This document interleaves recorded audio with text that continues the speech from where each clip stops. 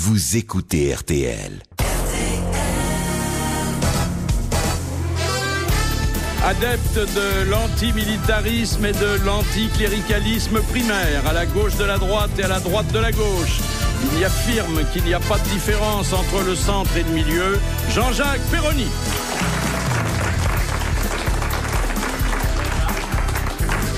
Les politiciens l'adorent parce qu'ils n'ignorent pas qu'ils disent sur leur compte un peu moins qu'ils n'en sait, Jacques Maillot. L'amour est un sujet sur lequel elle s'étend volontiers, Natacha Hamel. Il est capable de donner une réponse à des questions qu'il n'a jamais abordées de sa vie, Jacques Balutin. Les grosses têtes fondent dès qu'il leur parle de pomponnettes, Michel Galabru. Alors Michel Galabru, auteur d'un livre sur Sacha Guitry. Sacha Guitry, on sent que c'est votre grand homme, hein? Ah oui, oui. Ça a été toute ma vie. Quand il est mort, en 57, j'ai eu l'impression que plus rien ne m'intéressait. Et pourtant, vous ne le connaissiez pas, personnellement. Non, j'ai pas osé. Vous savez, quand on admire beaucoup, on est très intimidé. Vous avez senti ce matin quand je suis venu vers vous. On peut pas. Donc j'avais une lettre de recommandation. C'est la seule que j'ai jamais eue. J'ai jamais été recommandé par personne.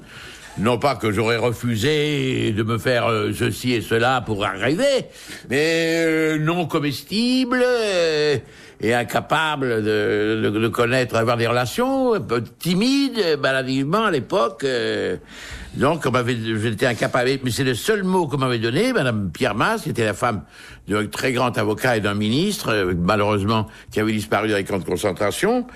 Et cette femme-là avait d'ailleurs recommandé Georges Gray, si vous vous souvenez de Georges Gray, cet acteur qui a bien souvent paru et dans des films de Pagnol et dans les films de Sacha Guitry. Et lui, elle m'a dit, allez-y parce que il a beaucoup aidé Georges Gray. Et j'ai eu ce mot dans la main, je me suis assis sur un banc en face de chez lui, au Champ de Mars, et jamais osé monter. Parce qu'on m'avait dit, il va te regarder monter l'escalier, tu t'en sortiras pas. Enfin, je ne voudrais pas m'étendre 1 heure sur moi. Non, je voudrais vous faire raconter 2-3 petites anecdotes parce que elles ne figurent pas dans les autres livres sur Guitry. Ah oui, bien donc sûr. Là, vous avez apporté une pierre à l'édifice. Oui, petite pierre. Ça se passe à Beaulieu. Sacha Guitry, qui vit avec une femme qu'il a d'ailleurs épousée, Charlotte Lisès, oui, et qu'il a arraché au bras de son papa. Lucien, qui était qu'on appelait Divan le Terrible. Divan le Terrible. Parce qu'il avait un divan dans sa loge. Bon, il s'est quand même marié avec celle qui était sa belle-mère. Ah oui, bon, fou, et puis sa belle-mère, elle trompe son jeune mari comme elle a trompé son vieil amant. Et alors, il arrive un jour à Beaulieu, une histoire absolument extraordinaire. Sacha, et vous vous souvenez, il est enfoncé dans un énorme fauteuil. Oui. Et alors, par derrière, c'est un grand chanteur, je ne me rappelle plus d'un ténor, qui était... Il s'appelait Francel. Oui, et qui arrive et qui croit que c'est elle, il fait une surprise et puis il tombe sur Sacha. Ce sont des trucs... Ah, vous le racontez de façon plus théâtrale. Bien entendu. Le ténor entre et dit « Chérie, tu es seule ?» Alors, bon, Sacha dit « Non, je ne suis pas seul, ma femme est là aussi. Mais pourquoi m'appeler chérie? Je savais pas que tu m'aimais autant. » Ça, c'est une scène de vaudeville, hein. Ah oui. Oh, il l'a peut-être trouvé après, je sais pas, on sait rien. Alors, à propos de ces années où il a été un cancre, puisqu'il s'est fait renvoyer de tous les lycées, vous faites l'éloge du radiateur. Ah, mais les cancres sont toujours mis près du radiateur. Mais vous savez, Philippe, que moi, en passionné de Sacha Guitry, tous les lieux qu'il a fréquentés, j'essaye de voir, de repérer, parce que là où est passé Sacha Guitry, pour moi, ce sont des endroits sacrés. Ça devient bête peut-être, mais enfin bon, c'est l'admiration. Il y a une scène qui est à la fois drôle et émouvante, c'est après la Libération, quand on lui fait des ennuis, ça a été de très sérieux ennuis. Vous relatez l'interrogatoire d'identité qu'on lui fait subir en arrivant à la prison. Alors on lui dit vos qualités et il répond. Académicien Goncourt et il répond c'est lire et écrire, voilà. Bon, gentil, serviable, dévoué. Naturellement, vous êtes lycéen licencié S-lettres? Non. Non. Vous n'êtes pas licencié? Pas encore. Bachelier? Non plus.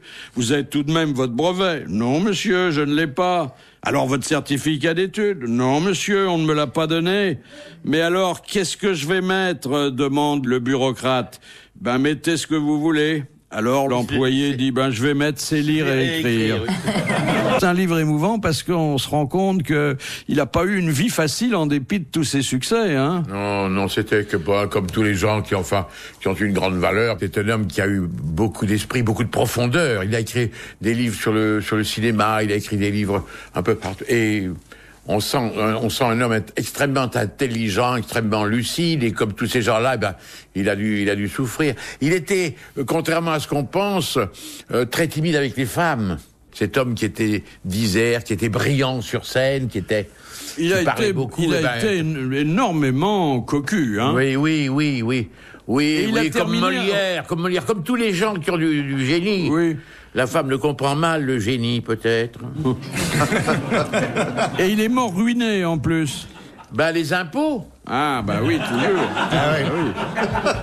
Non, parce que c'est normal, d'ailleurs, chez l'artiste, que l'artiste ait des difficultés, comme la plupart des artistes, et des difficultés avec des impôts, parce que l'artiste est un homme qui ne gagne pas régulièrement. Il était impossible de lui imposer des attendez, tiers. vous dites dans le livre qu'il allait de succès en succès, qu'il pouvait écrire une pièce en quelques jours. Les films, il les tournait en 8-10 jours. Il les tournait en 8-10 jours, et c'était chaque fois des succès énormes. Il aurait dû être Mais il achetait des tableaux, il achetait des grands tableaux, il avait le pavillon des musées, il avait un musée superbe, avec, et mes frères, à la vente des objets de sajouterie, j'ai obtenu quelques petites choses. Je pouvais pas me payer des choses de grande valeur, mais j'ai l'encrier de Flaubert.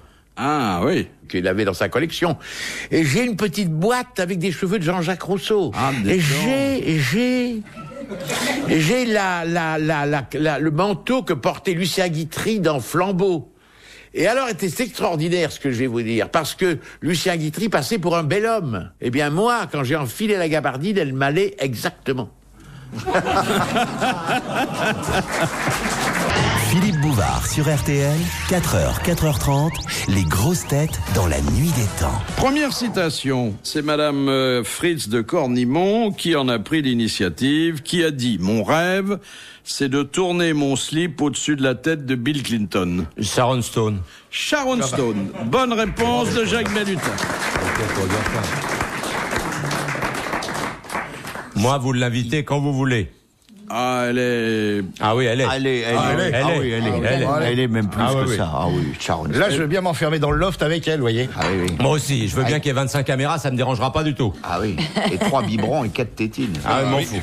Elle a son franc-parler. Hein. Ah oui, puis elle a pas que ça. Oui, mais tu sais, tu l'aurais pas comme ça, hein. Il faudrait que tu travailles, hein. Vous pensez que... Facile, ça. Oui, il faut lui faire la cour, hein. Lui faire la cour, oui. Ouais. Puis être à la hauteur. Oui, elle doit être exigeante. C'est une femme très intelligente et tout ça. Et il faudrait que tu travailles longtemps et qu'elle n'ait plus rien à se mettre sous la dent pendant des années, peut-être. Peut-être qu'elle aime le vélo. Betty Lamoche, c'est une Colombienne qui a tourné un feuilleton qui est devenu un succès mondial. Elle est extrêmement laide, elle a un appareil dentaire proéminent, le menton en galoche, elle boite un peu, et elle est devenue la coqueluche de toute l'Amérique latine. Donc, Mais c'est génial. C'est le laidron de Medellín. Et alors, le dernier épisode est diffusé demain, et là, on la voit choisir entre ces deux prétendants. Il y a Armando, qui est un chanteur célèbre du Mexique. Aveugle. Peut-être. Et puis un petit Français. Un petit Français qui est là-bas, exilé, qui est ouvrier du bâtiment. On verra qui elle choisit pour se Pour la marier. suite. Voilà. Il va y avoir la suite. Il y aura C'est une qui suite, bien sûr. l'ouvrier du bâtiment, c'est François Léotard, non, Mais il paraît qu'elles sont beaucoup plus exigeantes que les belles. Les moches. Ouais. Ah bon Oui. C'est vrai, mais de façon générale. C'est-à-dire que, crois que tu as raison. une belle fille, elle sera peut-être quelquefois moins difficile sur le physique d'un bonhomme. C'est très curieux. Tandis qu'une moche, c'est impitoyable. Ça veut un beau mec.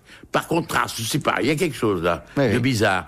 Tandis que Le contraste, simplement. Le contraste, oui. Ouais, c'est Oui, le contraste. Donc, Oui, parce qu'il y en a des belles qui avaient des mecs qui ont vraiment des tas de boue, hein, les mecs. Moi, Il y en a, pareil. tu te les rencontres dans la rue, tu fais, mais qu'est-ce qu'elle peut trouver à ce mec-là? ouais. Il a peut-être un robinet d'acier ou plein d'argent, mais alors, non, il y a Oui, alors oui, que non, des, mais- des belles plantes. Hein. Ah, bah, ça me remonte le moral, je vais m'en taper une belle. Oui, mais la femme fait moins attention, dit-on. Je sais pas, ça fonctionne pas comme l'homme, n'est-ce pas? D'abord, elles peuvent épouser des types beaucoup plus vieux qu'elles. Elles cherchent souvent un père. Un madame? père Oui. Ou une paire. Ou une paire. Non, il y a On peut pas élever le débat. non, il y a de plus en plus de femmes qui préfèrent les petits jeunes. Hein. Les petits jeunes Ah, maintenant, ouais, oui. ouais. Ça Enfin, continue. il faut quand même qu'auprès d'une femme mûre, il y ait un homme plus vieux pour payer le petit jeune. Ah, ça devient. Mais alors ça, c'est quelqu'un de très très intelligent. Alors. La première citation vient de Condé-sur-Escaut. Oh, on y revient toujours. Ah, toujours. Mais une fois... Brillante petite cité de caractère. Oui. Moi, j'ai retenu pour le mois d'août, Philippe. Je sais Oui. pas vous ce que vous ferez. Moi, j'ai essayé, c'est déjà plein. Ah bah oui. Il Alors- reste qu'une place au camping, dépêchez-vous. Il y a encore une suite à l'hôtel Formule 1 qui est à côté du sens giratoire. Ah oui, qui est bien À côté d'Auchan? Entre Gamme Vert et Weldom. Oui. Oui. Oui. Tous les 16 août, il y a la fête de la saucisse. Oui. Ça, c'est très, je vous recommande. Et alors, l'hôtel est à l'entrée de la ville. Ça dépend par quel côté tu rentres. Oui. Et les toilettes sont de l'autre côté de la ville. Ça permet de visiter en y allant. Et en revenant de s'essuyer. Enfin bref, on peut. On s'occupe. On s'ennuie jamais. Et la buraliste a changé. Ah oui. Ah ça y est. Elle est laide. Ah oui. Mais c'est effrayant. Eh ben, si vous êtes engagé du côté de Condé-sur-Escaut, vous avez bonne réclame. Vous allez être bien reçu, vous. Alors, moi, j'adore madame- Condé-sur-Escaut, parce qu'il y a, on sait jamais, il y a un théâtre, hein. De verdure. Uniquement. Madame Doba, qui habite Condé-sur-Escaut, La donc, Vénarde. Oh, la Vénarde. qui a des soirées entières à consacrer aux grosses têtes, nous envoie de nombreuses citations, dont celle-ci que je vous recommande. Qui a dit: il n'y a pratiquement aucune différence entre un Anglais en érection et un Italien impuissant. Frédéric Dard. C'est Frédéric Dard. Bonne réponse de Jean-Jacques Perron. Est-ce que vous êtes d'accord, Natacha, sur cette géographie sexuelle de l'Europe? Alors, moi je pense quand même que les Italiens, c'est un petit peu surfait, hein, leur réputation, à mon avis. Vous C'est avez plutôt été la déçu séduction, c'est plutôt le côté concours et tout ça, c'est ça qui est assez épatant chez eux, la façon dont ils emballent. Ils emballent Oui, très très ah oui, vite. ce sont de grands Ils dragueurs. sont très, voilà. Mais après, qu'est-ce qui se passe? Ah Est-ce oui. que c'est vraiment différent des autres? Moi, je crois pas, moi. Ça dépend de l'italien, ça. Vous avez eu une expérience décevante vous-même? Allez. Elle a pas été déçue, là. Ouais. Non, j'ai pas été déçue. C'est la seule façon d'être ravi au lit. Les grosses têtes dans la nuit des temps. Sur RTL, de 4h à 4h30. Il est bientôt l'heure de nous quitter. Retrouvons vos grosses têtes dans la nuit des temps avec cette émission du 22 mai 2001 autour de Philippe Bouvard, Jean-Jacques Perroni, Jacques Maillot, Natacha Hamel, Jacques Balutin et Michel Galabru. Dans l'attente du Messie, Jean-Baptiste prêchait dans le désert, vous vous en souvenez? Pourquoi là le Messie campait. Oui, c'était un bédouin, il avait une tente. Ah ouais, d'accord. Et alors? Et de quoi se nourrissait-il tandis qu'il était dans le désert? Eh ben, de ce qui tombait du ciel. De racines. Non, il y avait non. la manne. Les racines, vous savez, dans le désert, il n'y en Oui. a pas beaucoup. La hein. manne, la manne qui tombait. Alors, c'était pas la manne, là, parce que Dieu lui avait rien envoyé, il n'était pas encore au courant. Non. Mais Le chronopost n'existait pas D'amour encore. et d'eau fraîche. il trouvait quelque chose sur place. De sauterelles. Oui, des sauterelles. sauterelles. Pourquoi vous regardez là-bas alors que s'il y a moi des je viens de sauterelles, il y répondre a là? forcément des choses à manger pour les sauterelles. Les sauterelles Oui. ne peuvent pas être dans un endroit où il y a... Des cactus. Mais la plantes grasses. sauterelle est partout. Oui. La sauterelle, surtout dans le désert, il y a toujours des sauterelles. Mais Tu sais pas ça avec quelle bouffe, parce que dans le désert, il y a plein d'autres petites bébêtes qu'on voit pas. Non, mais les sauterelles sont herbivores, elles ne Oui, peuvent pas mais manger. attends, il y a On des va pas sauterelles. écouter, on va pas- ouvrir un débat Sur la sauterelle. Mais c'est intéressant, pourquoi pas? En tout cas, c'est vous qui avez dit C'est moi, Philippe. que le Jean-Baptiste Manger des sauterelles. mangeait des sauterelles. Et c'est exact, et c'est une bonne réponse de Jacques Balutin. Il paraît que c'est plein de protéines, la sauterelle. C'est très bon. Bah oui. Mais il faut la faire griller. Il faut une tu en as quantité déjà goûté énorme pour ce Tu en as Il faut déjà une quantité goûté énorme de sauterelles. Mais non, il y a des grosses sauterelles, Non, on les dirait des grosses gants. sauterelles, les Pas gros dans le criquets, désert. machin, ça. Si, ça Oh, ressemble à je des me souviens, gambas. Mais quand vous elle savez traverse, qu'il y a à Paris certains magasins qui vendent des sauterelles, chez bah machin oui. qui vendent de la trompe d'éléphant, là, comment il s'appelle? corselets, Chez Corselet, oui. dont la fameuse sauterelle enrobée de chocolat. C'est délicieux. Oui. Mais il faut aimer le chocolat noir. Ah oui. Et la sauterelle. Non, la sauterelle, on la sent pas. Oh la vache. Ah oui, non, c'est pas de la vache, c'est de la sauterelle. Ah bah la vache, c'est plus difficile à enrober de chocolat. Oui. Mais Sauf si elle est bien cuite, la vache anglaise. En ce non, moment, mais tu peux- en ce moment, il vaut mieux manger de la sauterelle que de la vache. C'est Oui, plus oui, sain, ouais. sûrement. Il va sans doute, ça va prendre du temps, mais C'est marrant comme ça dégénère vite, des fois. hein. ah bah, quand vous êtes là, c'est pas, tout le monde s'y attend. Hein. Il faudra un certain temps pour que cette idée passe dans les faits, mais on commence au Vatican à envisager la possibilité d'admettre dans le Sacré Collège des femmes cardinales. Quoi Voilà. Il va y avoir du nichon sous la cornette. D'autant que vous savez que les femmes n'ont pas accès au sacerdoce, ni même au diaconat. Ah oui, sacerdoce aussi, des fois, oui. Mais il y a une disposition du droit canon qui permet au Saint-Père de nommer des cardinaux laïcs. Ah oui, oui. Ça s'est vu d'ailleurs. Oui. hein. Et ils Voilà. sont mariés, les cardinaux laïcs, alors? Non, on les choisit pas parce que... Non, mais je veux dire, ils peuvent se marier, c'est ça que je voulais savoir. Ils peuvent être mariés. Il y avait, je crois, Jacques Maritain, qui était un théologien français, exact. et qui était marié, et qui, je crois, a eu le titre de cardinal. Enfin, s'il y avait au Vatican des dames cardinales, ça serait Ça serait très sympathique. gai, hein. Ça, Oui, ça ça serait changerait. sympa. Il y aurait moins de sourds. Non, je comprends pas parce que ils vont. Et ça. nommer, parce qu'il veut bien nommer Écoutez, il des faut femmes quand même cardinales. revenir là-dessus. Hein. Il veut bien nommer des femmes cardinales, mais il veut pas que les prêtres puissent avoir des femmes. Non. C'est un peu illogique quelque part. Non. Ils feront des dortoirs séparés, pas comme à Love Story. Hein. Il faut quand même noter que le jour où on a annoncé qu'il pourrait y avoir des femmes cardinales au Vatican, Monsieur Perroni a dit ça fera moins de sourds. Ce qui est quand même important. Oui. Comment? Question de Madame Fontaine. Qui emprunte le canal de l'épididyme? Et le sperme? Oui, le spermatozoïde. C'est le canal qui, effectivement, C'est là par où que ça sort. Toi, tu connais la batellerie, hein? véhicule ces petites bestioles. Petit truc avec Charmant. des fouets, avec un petit fouet. Comment ça s'appelle? Le canal de l'épididyme. L'épididyme. Faut arrêter, toi, parce que ça commence sur les oreilles. Tu commences à... Oui. Hein? Ah, mais je me rends compte. Parce qu'il y a une maladie, ça s'appelle l'épipidymite. Il y a un truc dans ce genre-là.